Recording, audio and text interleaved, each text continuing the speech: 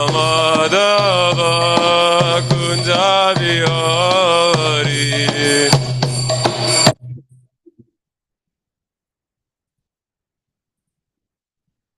Jaya Radha Madhava Kunja Vihari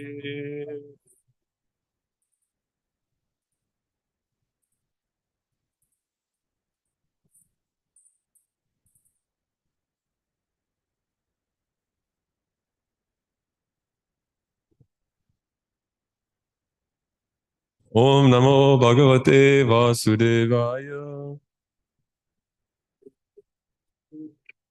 Om Namo Bhagavate Vasudevaya Om Namo Bhagavate Vasudevaya Jai Om. Jai Om. Okay, sorry. Om Vishnu Pad Paramahamsa Parivaja Kacharya Ashtotar Shraddha Shri Sriman His Divine Grace Srila A.C. Bhaktivedanta Swami Prabhupada Ki Jai. Om Vishnu Pad Paramahamsa Parivaja Kacharya Ashtotar Shraddha Shri Sriman His Divine Grace Srila Bhakti Siddhanta Saraswati Goswami Maharaj Prabhupada Ki Jai. Ananta Goti Vaishnava Vrinda Ki Jai. Namacharya Srila Haridas Thakur Ki Jai. Prem Se Kaho Shri Krishna Chaitanya Prabhu Nityananda Shri Advaita Gadadhar Shivasari Gaur Bhakta Vrinda Ki Jai. Shri Shri Radha Krishna Gopal Gopinath Shama Kund Radha Kund Giri Govardhan Ki Jai. Shri Vrindavan Dham Ki Jai. Shri Navadvip Mayapur Dham Ki Jai. Bhakti Devi Ki Jai. Tulasi Devi Ki Jai. Jamuna Mai Ki Jai. Ganga Mai Ki Jai. Samveda Bhakta Vrinda Ki Jai. All glories to the assembled devotees. All glories to the assembled devotees. All glories to the assembled devotees. All glories to Sri Guru and Gauranga.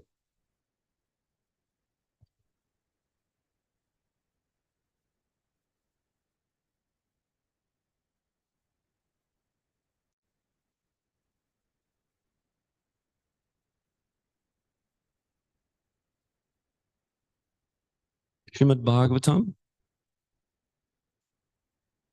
third canto, chapter number 4, text 5.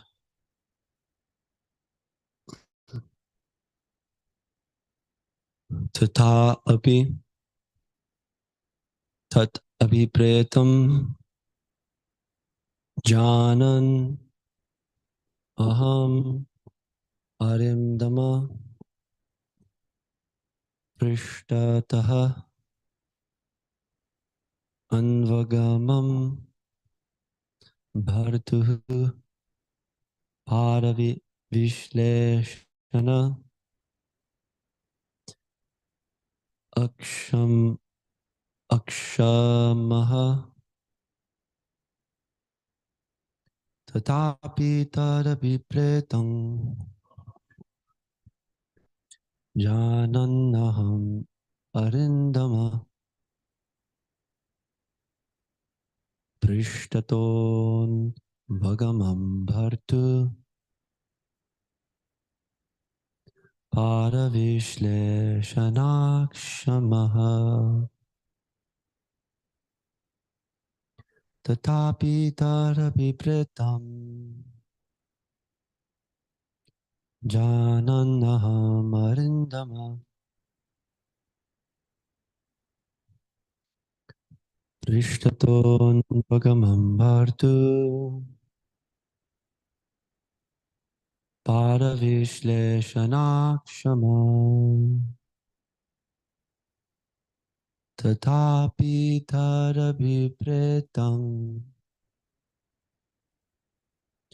jananaham arindama prishtaton vagamam bhartu paravishleshanakshamah.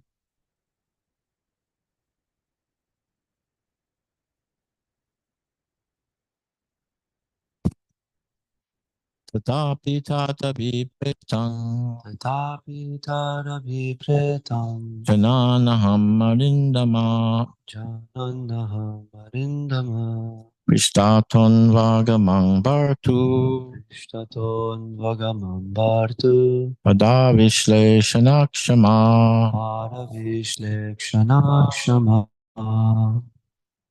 Tatapi tadabhipretam Tatapi tadabhipretam Jananahamarindama Jananahamarindama Prishtaton vagamam bhartu Prishtaton Bhagamambartu Paravishleshanakshamaha Paravishleshanakshamaha Tatapi tadabhipretam Tatapi tadabhipretam Jananaham Arindama Jananahamarindama Prishtaton Vagamambartu Prishtaton Bhagamambartu Ada Vishleshanakshamaha Paravishleshanakshamaha Tatapi tadabhipretam Tapi tadabhipretam Jananaham Arindama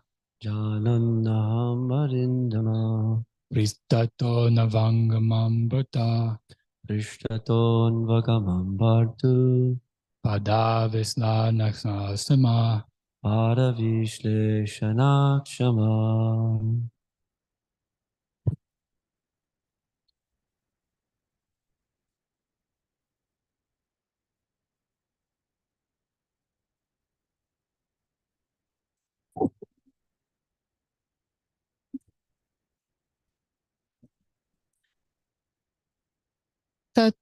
Tatapi tadabhipretam Tapi tadabhipretam Janan aham arindama Jananahamarindama Krishtatanavgamam Bartu Prishtaton Bhagamambartu Vishleshanakshamah Paravishleshanakshamaha Tata api,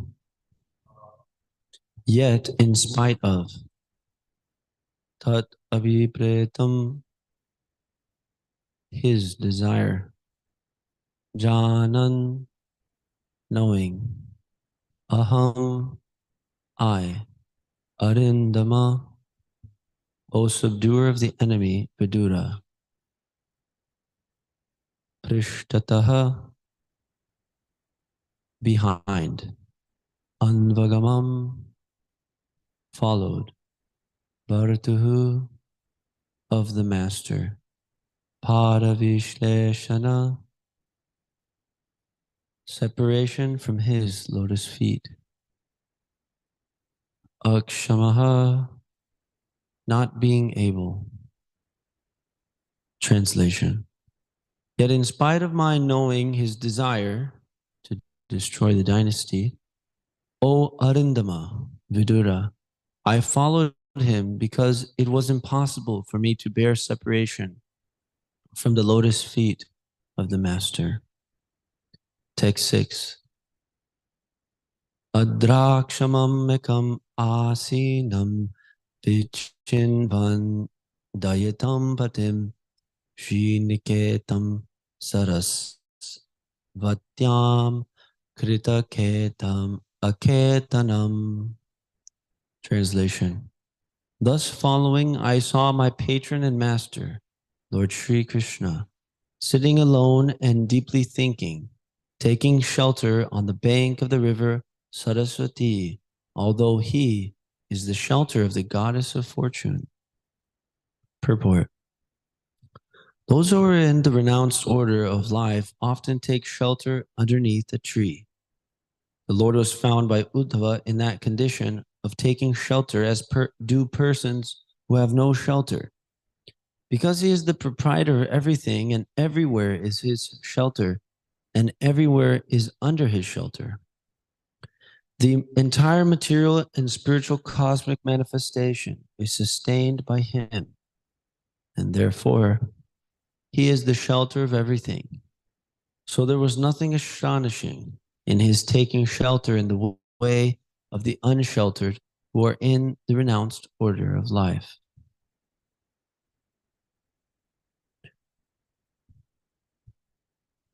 So just to bring us up to speed, maybe we'll continue hearing a few more verses. But so there's a great saint named Uddhava speaking now, and he's describing how he was meeting with Krishna at the bank of this river. So previous to this,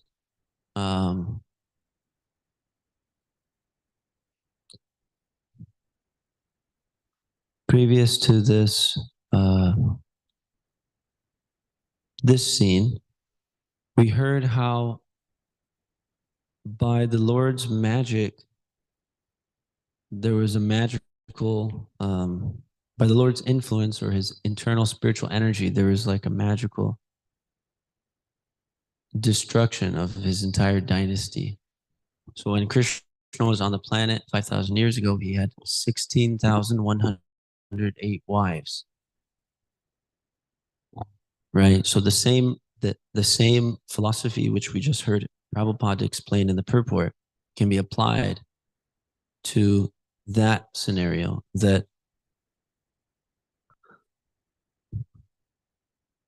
let's take it hypothetically.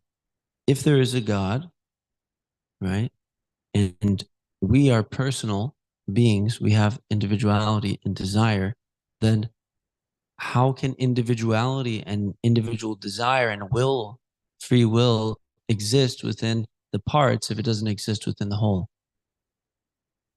You know, just like any mundane example, you take, you know, the parts are all found within the source. So just like all the different various types of energy that emanate from the sun planet are actually from that place. Like we experience UV rays, different types of rays, molecules that, you know, affect the body and the earth in different various ways. All of those are actually present in the sun itself. So if we're experiencing them,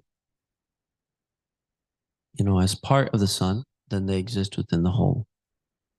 So similarly, the Lord, God, he's a person. If there's personality within the parts, there has to be personality within the source.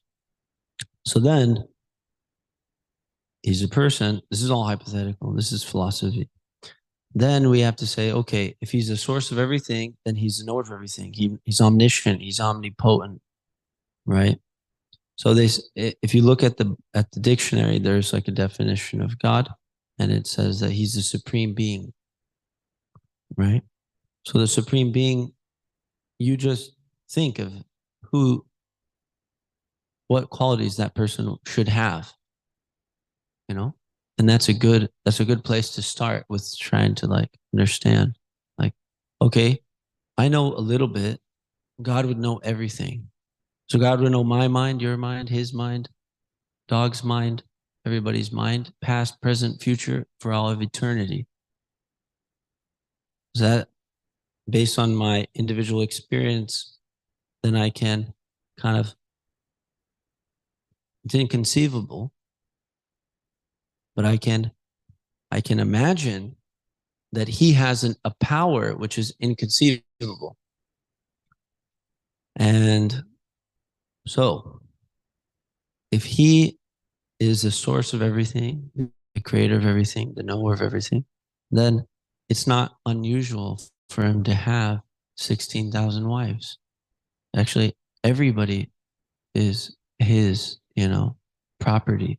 Every person, every woman, every man, every dog, every cat, every ant, every brick, every rock. That's the idea. So then it becomes, when a devotee starts to consider the activities of the Lord, then there's this statement that Prabhupada applied here. So there was nothing astonishing in his taking shelter in the way of the unsheltered who are in the renounced order of life. So one can say, it's strange that God would, you know, basically act like he needs to get some shade under a tree because he's invincible and nothing ever disturbs him. But the idea is that because he is actually the source of everything and his will is reality,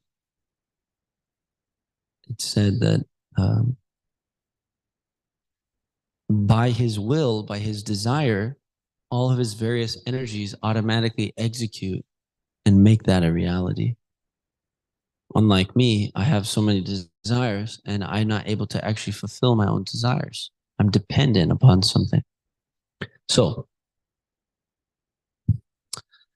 the Lord is actually had so many wives, and all those wives had 10 children with him.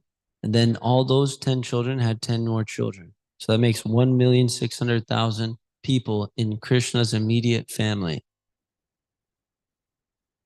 And he decided when he was going to leave the planet after 125 years, which is according to schedule, then he would make them all disappear too. They'd go with him. And that was explained before. So at this point, after that happened, there was a big fratricidal war and all those members of the family were killing each other. Then he went to the river. So let's read on and let's see what he does there. As far as we get this angle of vision, we're like brought into this, what's called Leela or pastime. It's like, we say like baseball is like America's pastime or whatever. That's how we spend our time playing ball. Krishna also has pastime, but his pastime isn't like, you know, it's unlimitedly rich with value. It's unlimitedly rich with importance. It's, but it's actually history also. Okay, so let's read on. Uddhava is retelling the story about how he met Krishna there at the river. Uddhava is one of his very close associates when he came to this planet.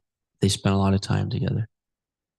So these are not ordinary people because they get to literally spend time with God while he's on the earth.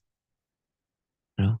And it's described in the scriptures that every universe which is emanating from the body of Mahavishnu is like a small egg. It's a round egg, kind of like a fish egg is actually perfectly round. It's like that. So these are round circular eggs, and inside there's halfway filled with water. And in each one of those universes, there's an earth planet. And on a specific schedule, Krishna decides to enter into each one of those earth planets to execute what's called Bhoma Leela. That's the activities, that's his pastimes. That's how he has fun on the earth in every universe.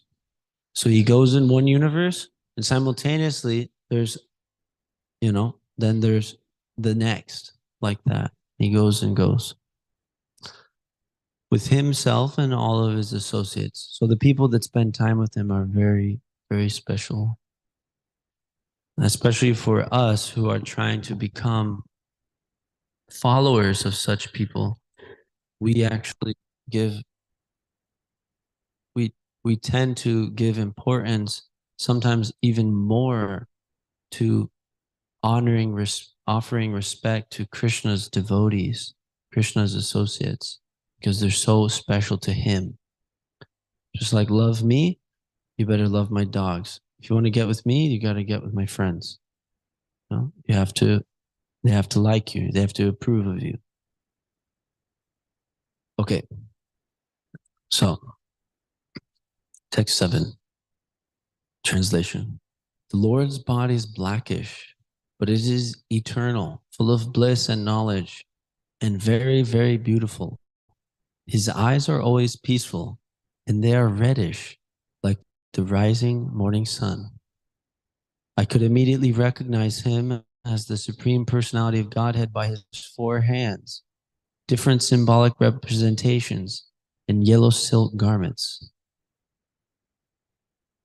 Text 8, translation. The Lord was sitting, taking rest against a young banyan tree, with his right lotus foot on his left thigh. And although he had left all household comforts, he looked quite cheerful in that posture. Purport. According to Srila Vishwanath Chakravarti Thakur, the Lord's sitting posture, keeping his back against the newly grown banyan tree, is also meaningful. Ashwatha, the banyan tree, is also called because the tree does not die very quickly. It continues to live for many, many years. His legs and their energies are the material ingredients, which are 5 in all: earth, water, fire, air, and sky. The material energies represented by the banyan tree are all products of his external potency and are therefore kept to his back. And because this particular universe is the smallest of all, the banyan tree is therefore designated as small, or as a child. Tyakta Pipalam indicates that he had now finished his pastimes in this particular small universe. But since the Lord is absolute and eternally blissful, there is no difference between his leaving or accepting something. The Lord was now prepared to leave this particular universe and go into another, just as the sun rises on one particular planet and sets in another simultaneously, but does not change its own situation. So in this purport over here, how Prabhupada gives us a little bit more insight into this multiverse, you know. In the mature world, a lot of young people are talking about multiverse theory, you know, and there's TV shows where there's like different universes and they're like different people, but they have the same body and mind. And then there's little subtleties. There's a famous one, famous TV show right now. But they call it just a theory. But the scripture, the Vedas say it's a fact. There are unlimited universes which are being born out of the body of God. God is a person, but he has many incarnations, or he has many forms. And he can sustain multiple personal forms simultaneously. All of these things are actually inconceivable to the conditioned souls, because I cannot duplicate myself, nor can I conceive of how to do so. I cannot assume a different form and simultaneously exist within this form. So it's inconceivable, but this is actually the quality of the devotees. Those who are sincere lovers of God, they understand that he has inconceivable potencies, which are unfathomable. And that is what makes him worshipable, that he actually has these potencies. Of course, there's so many wonderful qualities. His beauty, his body is literally created out of eternality, bliss, and knowledge. Satchit Ananda Vigraha. His eyes are reddish like the rising sun. Remember? There was a red sun the other day. It was very red. Captivating. That's the color of his eyes. He's always, with reddish eyes. Just one of his personal features. So that's the idea, is that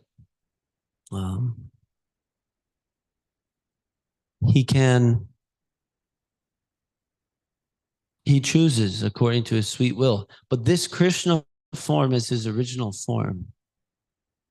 And he takes other ones. So one of the ones he takes is called Mahavishnu. When that Mahavishnu breathes, he actually emanates universes from his pores. Unlike us, when we breathe, we shoot out germs. He shoots out universes. So then, in each one of these universes, There are different sizes. And this person, so if you see on the wall here, this is called the parampara. This is very important lineage. This is kind of our spiritual forefathers.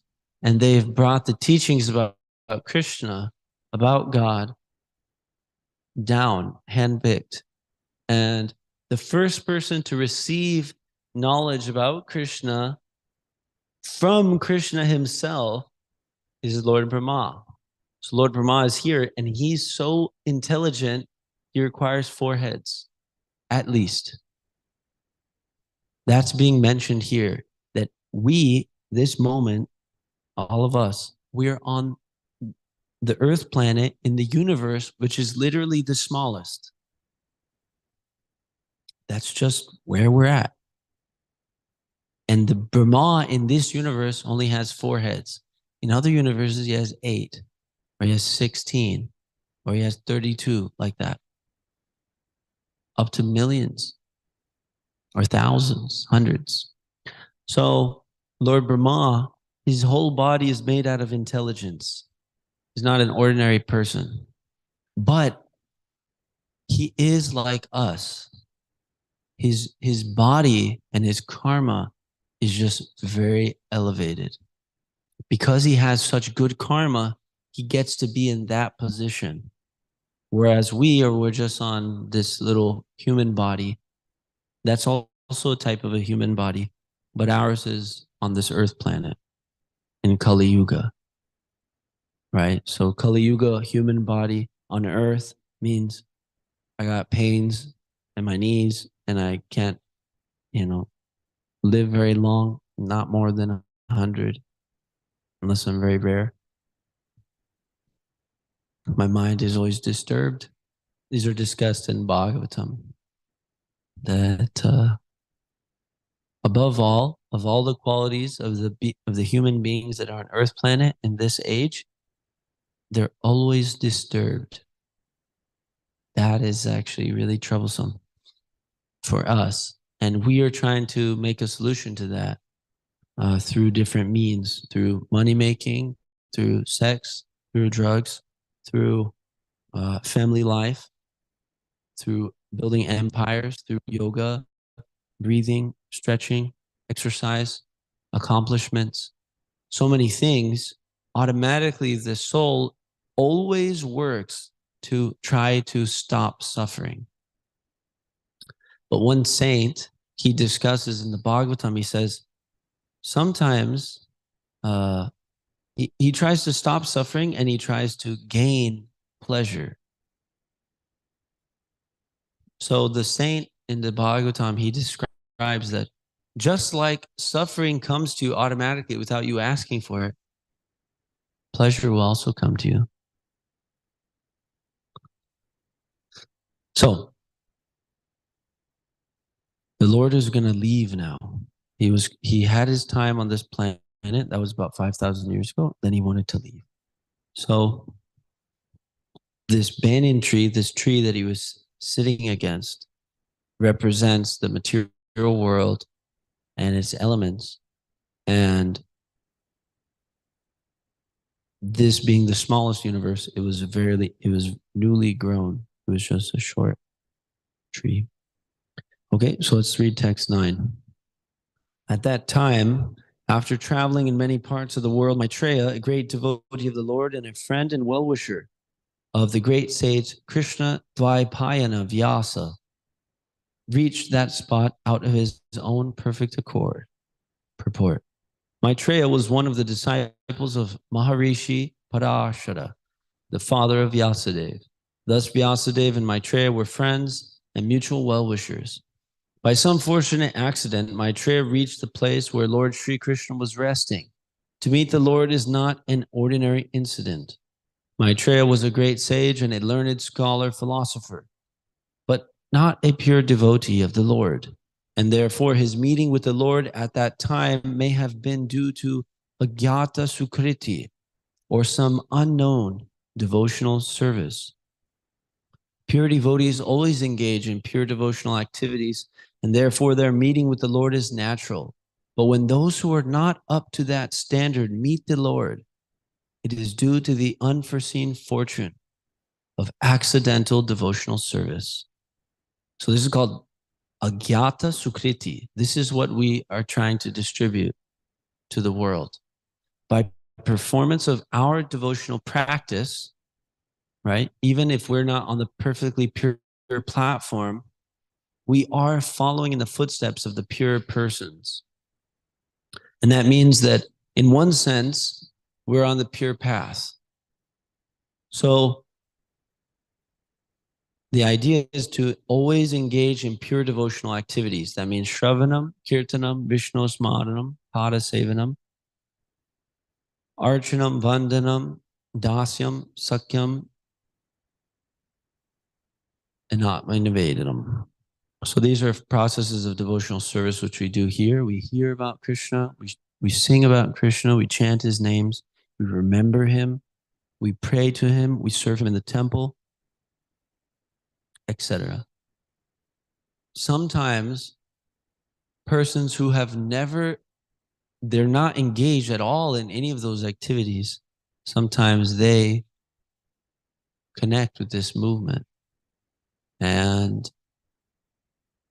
we can understand that was like all of us, you know.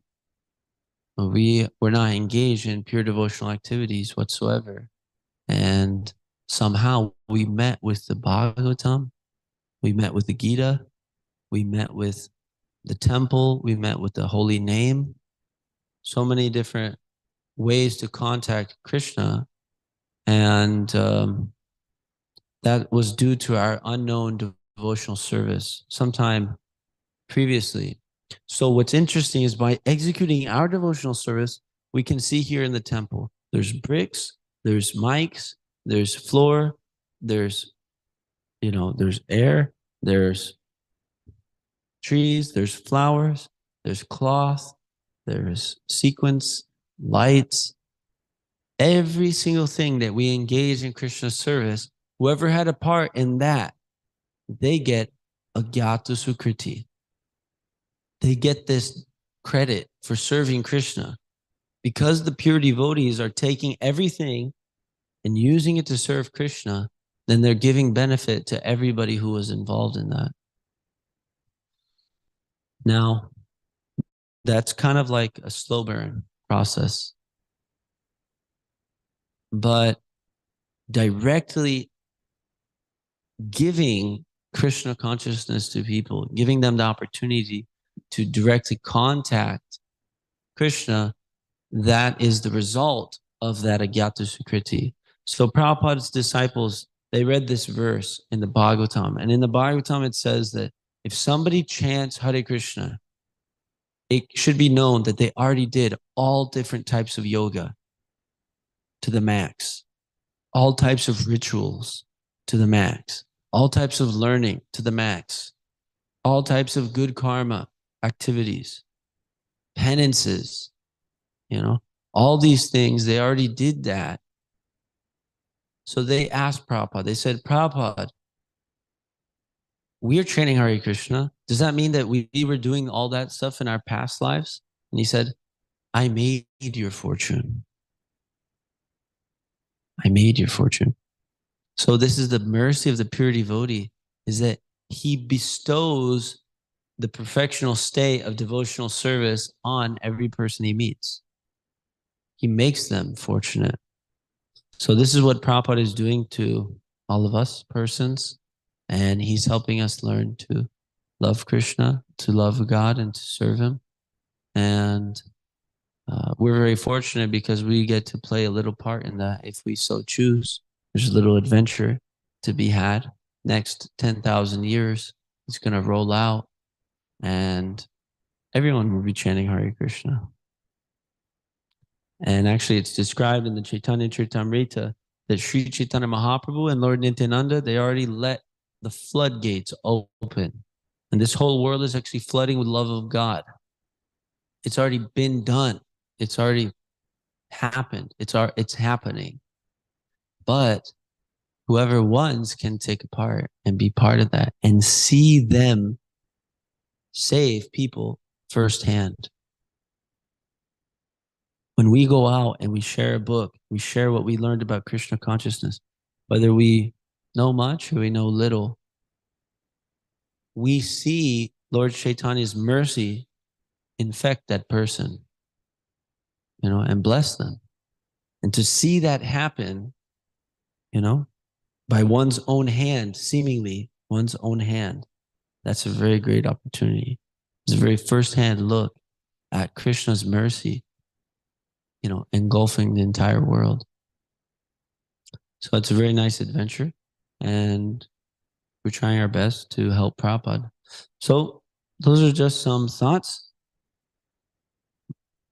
Maitreya has come to see Krishna out of his own perfect accord. He came at the right moment, and he hasn't reached full yoga perfection, which is called devotional service, pure devotional service. But he is a great sage and a learned philosopher. So he's meeting with Krishna at that very moment because of his past good deeds. And now he's got the chance to hear directly from God about how to reach the perfection of life. Okay, thank you so much, devotees. If there's any small comment or question we can address. Oh, did you add something?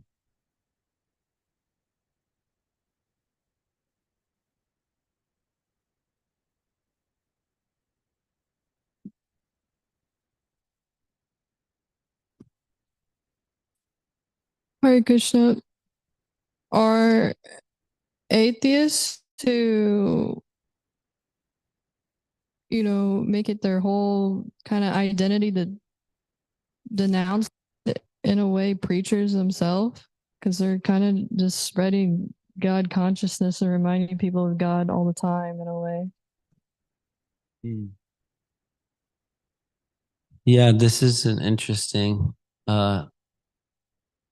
angle.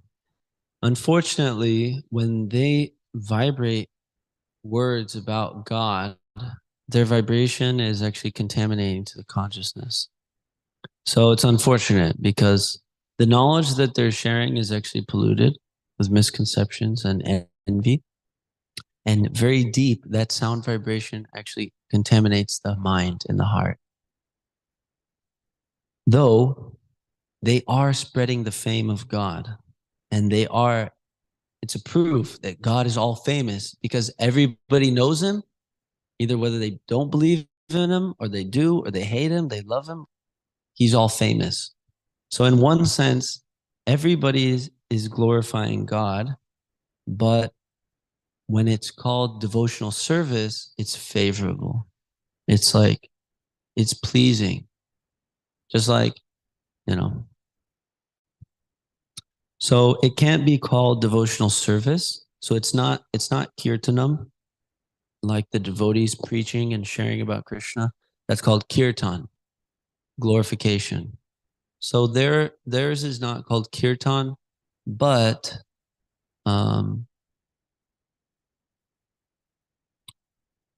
they still are somehow. It's a proof that he's famous, that the Lord is famous with all people everywhere. When we associate with such persons, we can see that we become filled with doubts about God consciousness, because envy is there in my heart.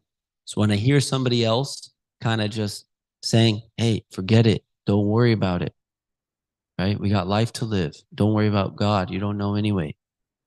You're reading from a book. I can write a book too. My book says he's not real. Why don't you listen to me? I'm your friend. Then we say, oh man, well, all of a sudden I don't feel so enthusiastic about God because my heart is actually that same condition. I also have some envy. I also have some issues with God myself. So when I hear from people who love him, I get that qualities. That gets brought out. That's my real nature. That's my pure nature. And when I hear people smash him, in all types of ways, whether they're silly or they're true, rather they're silly or they're more realistic, or it's It's his personal problem. Like, you know, sometimes people share some qualms like, why did God do that to me? Right? That's understandable. But when they come and one has to be ready to like absorb that energy and like give them compassion, or else he starts thinking, yeah, why did God do that to me? He also did me dirty, or he, like that. So that's called association. We should give our association when we're strong. If we're strong in faith and yoga potency, that's called like yoga balena, spiritual strength. When we're strong by our practice, our sadhana, our chanting, our prayer, then we can give mercy to persons who are, contaminated. But if we take their association and we take their version of reality and really consider it, we say, hey, I care what you have to say about God. Maybe you have something good to say about him. And then they just smash all over the idea of God. And we kind of like bore our heart to them. Then naturally that contamination can enter and re-stir up the dirtiness that I am also harboring. All right. Thank you for a nice question. Did you have anything, Luke? Yeah.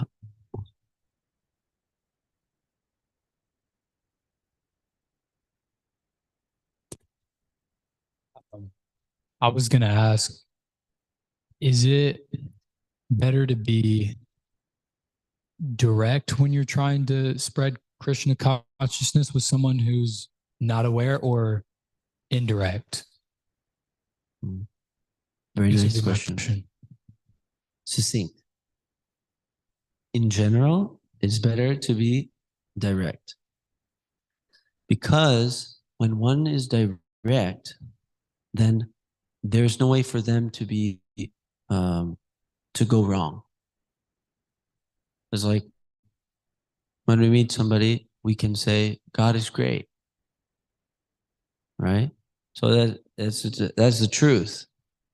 It's maybe a little bit less specific than like, oh, here's Krishna. Look at him. This is what he looks like. This is his holy name. It's very powerful. So we try to give the right medicine at the right time. So, but in general, one's own like devotional consciousness is improved quite a bit when we preach directly. Very expert preacher, very high level devotee can always preach every moment, at any moment, to anybody on any platform. And that's a type of an art which Prabhupada is asking us to develop, to be able to meet somebody and take them higher. Meet them, befriend them because of the spiritual vision. I see he's my brother. We're both children of Krishna. Let me bring them up. Right now, something is covering their pure consciousness. That's not them. So there's no envy. There's no hatred, right? For the person, there's only compassion. So when one is very compassionate, then they can be inspired by Krishna to speak to them in a way which helps. But as far as a beginner, he gets strength when he speaks it as it is, like very directly. Like Krishna says in Bhagavad Gita that the mind is very turbulent, it's very strong. So we need to do yoga to control the mind, or else the mind will drag us to all types of different things off the path. And, Krishna, he's the greatest authority, So sometimes we don't have to tell them everything, but when we speak it as it is, we get strength. So time place, and circumstance. Time, place, and circumstance. The devotees, specifically the acharyas, very advanced devotees of Krishna, who teach by example, they can understand the best way to share Krishna consciousness according to time, place, and circumstance. So one time, like Prabhupada, he was spending a lot of time talking with a gardener about cars. Like this gardener was like really into like cars. And for some reason, Prabhupada was trying to be really merciful to him. So they would just talk about cars.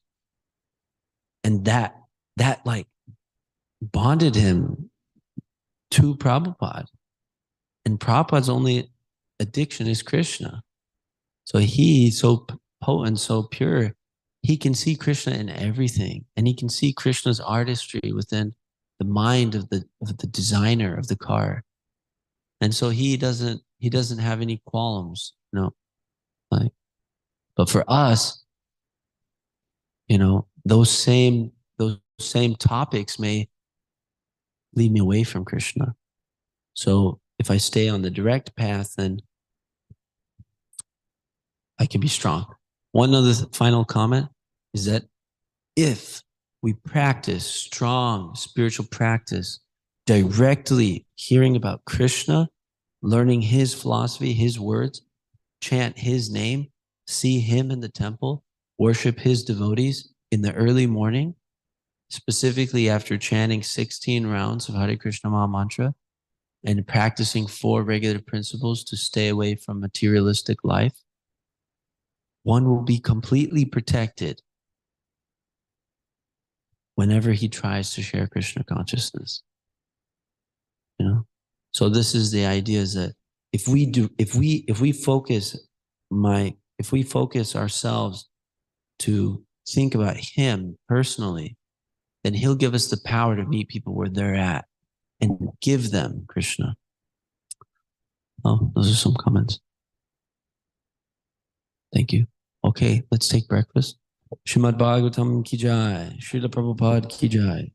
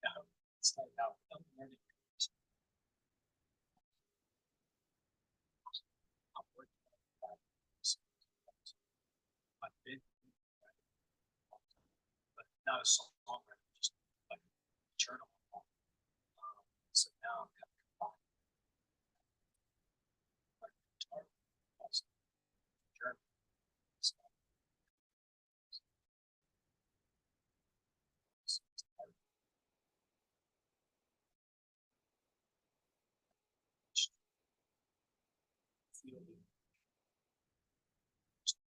right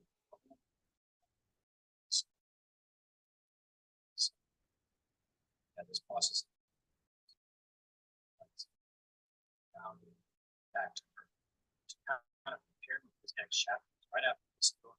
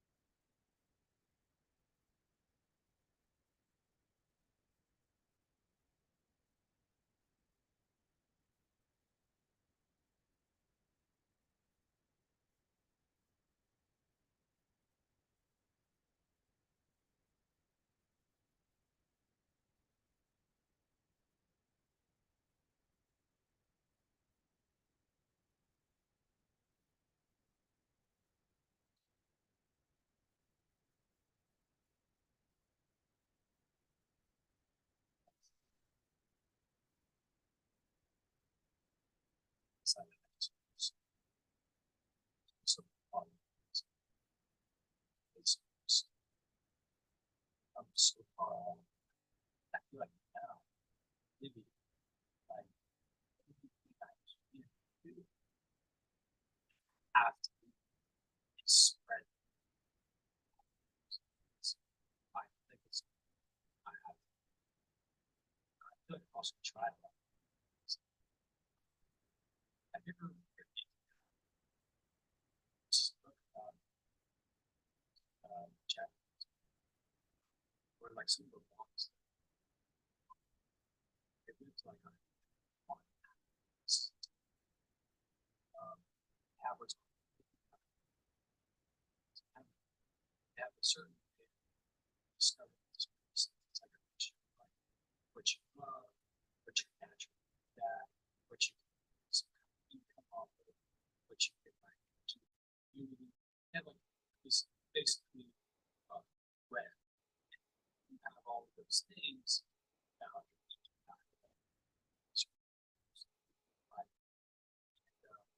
I got the moment I had in my hands, I really put they got here. So I'm like carrying the book back, carrying the guitar, I really got there. Yeah, I didn't read this book yet, but the intention of my was there, but that was the sun. Now what I would do is about their feet, very curious. I knew that I get some guitar lessons. He's like this guitarist all the time with friends. Like it's really up there. My best to spread my message because I made some mistakes.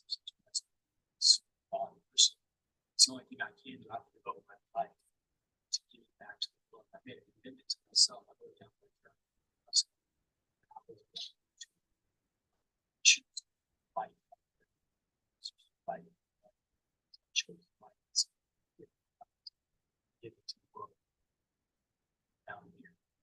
I just I have all these people. I've told you about that with a lot of my friends as well. That's how you that Blaze and Casey, Joseph, Cody Stone, all these people. Now, all these people throughout my life here. It's like Krishna, like any meditation, like basically encouraging me. So many signs.